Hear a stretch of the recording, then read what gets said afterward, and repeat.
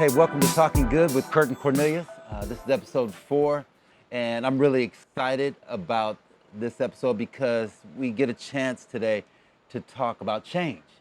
And we're in the midst of the pandemic where we're having to, as business owners, change. There's a lot of racial tension that's changed, and so I have Kyleen, G, and Curt here with me, and we're going to explore that issue. And no better place to do that than out here by a river where there's always changing based on wind, based on rock. And so with such a great backdrop, it'd be great to talk about change. And so I'll start with you, Kyleen. And so I'd love to hear, here we are outside your company, how you've been dealing with this change going on. Oh, yeah. Loaded question. Obviously, as far as the business goes, it's just being willing to pivot, continuing to be creative. But in the bigger picture, I think the thing that has actually superseded COVID to me is what's going on with race in our country, and that's where we need change. Like COVID will change, we'll get a that will happen. There's no guarantee that race will change in America. That's something we have to proactively fight for. So I think as a small business owner, as a white person, I feel, and I have felt for some decades really, that there is really a weight of responsibility on myself as a white person, as a business owner, to use my influence, my platform, to help push that change forward. That's uncomfortable. It's hard sometimes. You get a lot of pushback.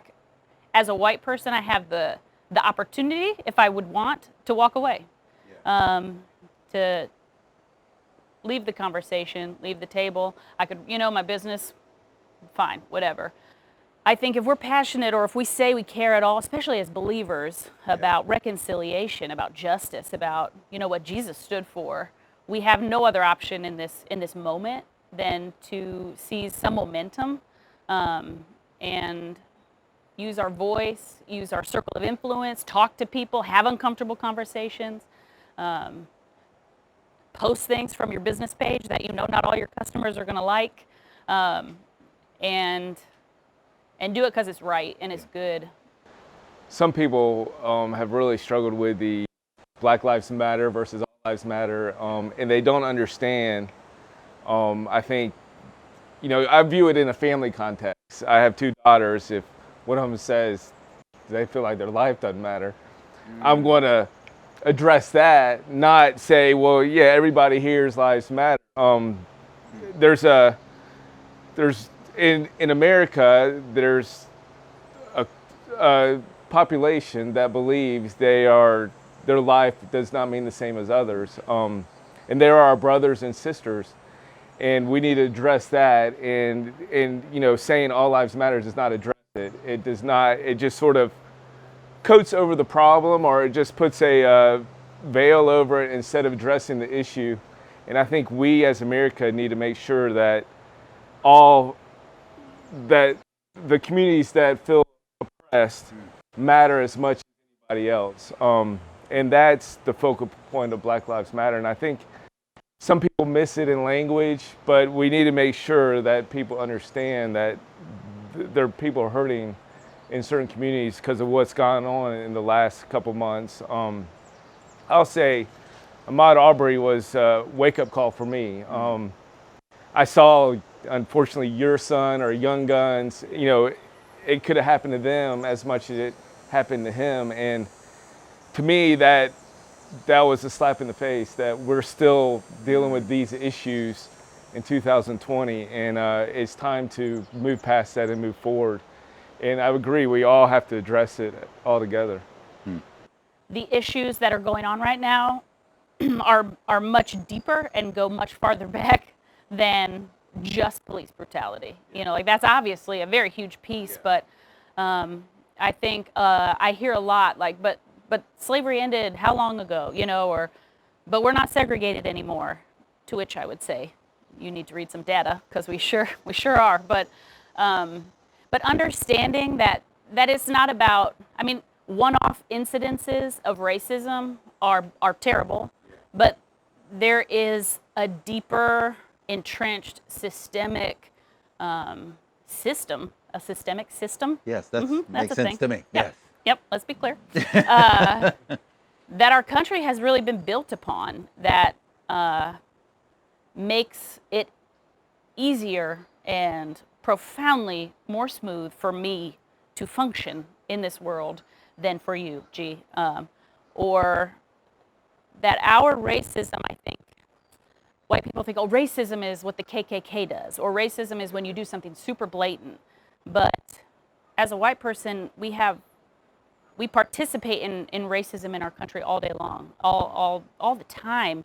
And it can be real subtle, it can be really covert, kind of coded in, like you're saying. There's so many things. And so I think a lot of my conversations are just helping people understand that, from abolition to today, there has just been thing after thing after thing, governmentally, individually, in communities, that in the church, big time in the church too, that has intentionally just suppressed black people and suppressed black communities and suppressed black voices. And we have to be willing to own that. A lot of people, I think, are afraid. What if I say something wrong, or I don't want to accidentally? But it's I think I'm trying to encourage all of us. We're gonna say stuff wrong. But we gotta step out. We gotta start trying. I think as a person of color that operates in a very cross-cultural world and dynamic that I try to lead in and put myself in, this might sound like a funny way to say it, but I've always felt like I've had to speak fluent Caucasian. Yeah. And by that, I mean, I have to be able to understand the dominant culture, fit into it, dress a certain way, present myself a certain way to make sure that the majority in the room feels comfortable with my presence. When I first got into the field that I'm in and the ministry that I work for, somebody said, "Gee, you'll always have a job as long as your value outweighs the discomfort you make the white people in the room feel." And I've never forgotten that. And that always meant that I had to be the person in the room to back down most of the time, to not share my thoughts, to not speak up, to hold back.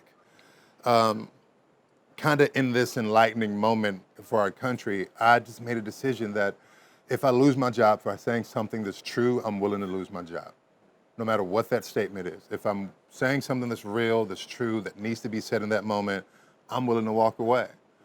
And that's put me in a position of freedom a little bit, to feel like, hey man, I can take a deep breath sometimes. I can really speak up a little bit more. I still don't do it all.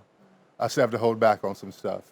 But I think we've gotten to a place now where the white people in the room, the dominant culture, has had to start learning what it's like to be the other, to start learning what it's like to be the minority, whether that is racially or gender or socioeconomically. It's put people in a position where they've had to start learning that, hey, everyone doesn't experience the world through my prism, right? And that's been a good moment where it's like, all right, things may start looking different.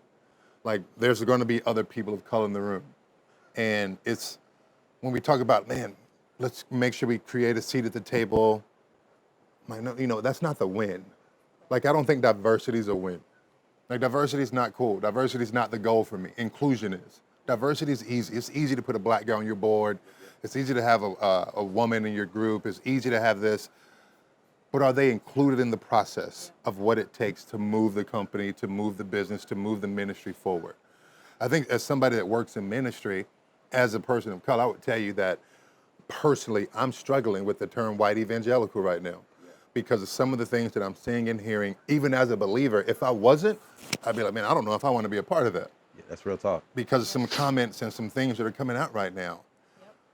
Do you have people of color that are in your organization in leadership positions that don't just have a seat at the table, they have a voice at the table? And when they speak up, you don't just say, well, no, no. You're listening to it, you're learning from it, you're being influenced by it. They're part of the culture now. It's no longer, hey, this is normal and you're the multi-ethnic person, or you're the black representative. No. I'm a part of the culture. Like, I'm not the one-off. This is in it now. So it's been a lot of that moment where it's like, you know what, it's time to stop sitting back and playing it safe. It's time to speak up. Man, that's good. My hope is that there will be more of this happening out there. So thank you.